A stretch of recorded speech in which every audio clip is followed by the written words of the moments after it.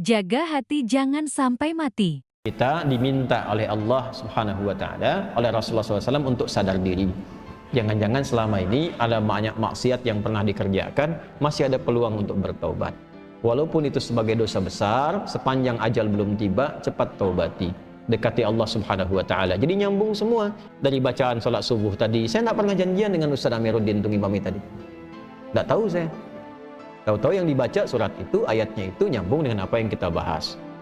Jangan bebal dengan taubat, jangan abai sampai hati mati. Ya, kalau sudah hatinya mati susah nanti. Alam ya'ni lil ladzina amanu an takhsha'a qulubuhum li dzikrillah wa ma nazala minal wa la yakunu kal ladzina utul kitaba min fatala 'alaihimul amadu faqasat qulubuhum. Kalau sudah dapat hidayah, kata Allah di surat Al-Hadid, hadid itu besi. Besi sekuat-kuatnya masih bisa lunak. Hati antum itu bukan dari besi, masa nggak bisa lunak?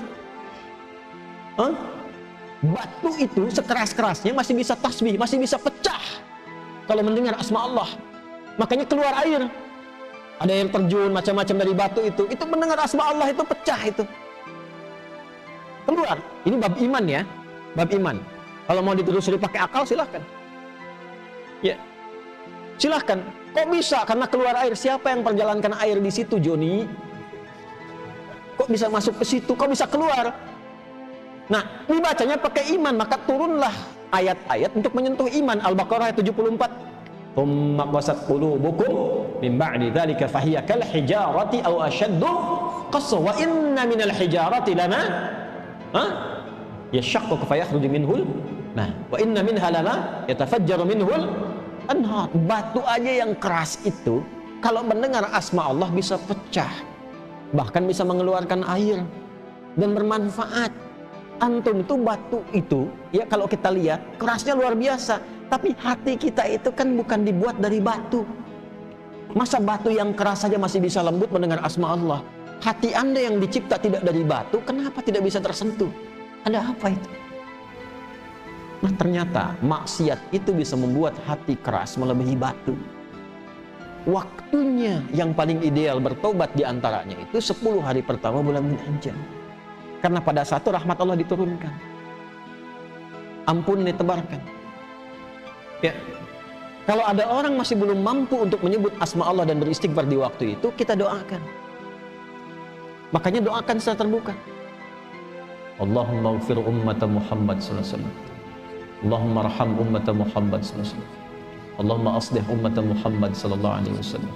Allahumma farrij ummata Muhammad sallallahu alaihi wasallam. 4 ini baca. Biasakan baca. InsyaAllah kalau kita biasakan, itu berpeluang besar mendapatkan syafaat di sisi Allah Subhanahu wa Ta'ala. Syafaat. Dari mana taunya? Bukan lu taati itu. Itu ada ilmunya. Ada riwayat yang tersambung sampai di bab Yaumul Hisab. Jadi ada 2 sahabat, 2 orang. Yang satu menzalimi kawannya. Ya, zalimi gitu sampai dihisab di hari kiamat. Yang satu pengen nuntut pada Allah. Yang namanya sahabat itu kan pasti walaupun ada masa-masanya bertengkar, tapi ada kan periode yang baik-baiknya yang dikenang. Makanya Sayyidina Ali bin Abi Thalib radhiyallahu ta'ala anhu pernah mengajarkan, kalau saling menyukai, ini menyukai dalam arti berteman baik ya. Kalau saling menyukai, berteman baik, yang sewajarnya saja. Jangan berlebihan. Nah, sewajarnya ini standar agama. Ya, standar agama itu tinggi sekali. Saling berbagi, saling memperhatikan dalam kebaikan, ya. Nah, sewajarnya itu yang dimaksudkan.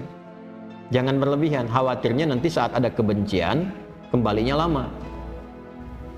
Tapi kalaupun tak suka, jangan berlebihan.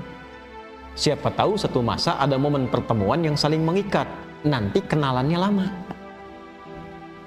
Nah, ini 2 orang ini pernah jadi sahabat, kemudian bermusuhan sampai menuntut di hadapan Allah di hari kiamat. Begitu dituntut itu, apa kata Allah? Ditampakkanlah keindahan surga untuknya. Begitu ditampakkan, bertanya, ya Rabb, untuk siapa surga ini? Ya. Maka dijawab bahwa kamakala Maukah aku tawarkan ya satu hal yang bisa mendapatkan keindahan di surga ini? Mau ya Allah? Maafkan dia dan cepat gandeng tangannya masuk ke dalam. Maafkan dia dan cepat gandeng tangannya masuk ke dalam. Maka ternyata amal soleh yang kita kerjakan itu untuk mengharapkan ridha Allah Subhanahu wa Ta'ala, itu berkenan diterima oleh Allah Subhanahu wa Ta'ala sampai bisa diizinkan oleh Allah untuk menggandeng sahabat-sahabatnya yang bermasa hidup dengan dia dalam kehidupan di dunia.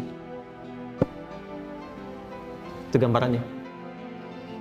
Dan itu nanti termasuk bagian dari ayat-ayat Quran yang di Quran surah ketiga Ali Imran ayat 133 sampai 134. Wasari'u ila maghfiratin min rabbikum wa jannatin 'arduha as-samawati wal ardu 'iddat lil muttaqin. Siapa orang yang berpeluang mendapatkan surga seluas langit dan bumi itu?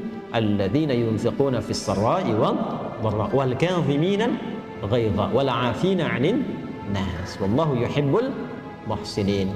Karena itu kita mesti melatih hati ya, supaya kebaikan itu meluas, jangan pada diri pribadi saja.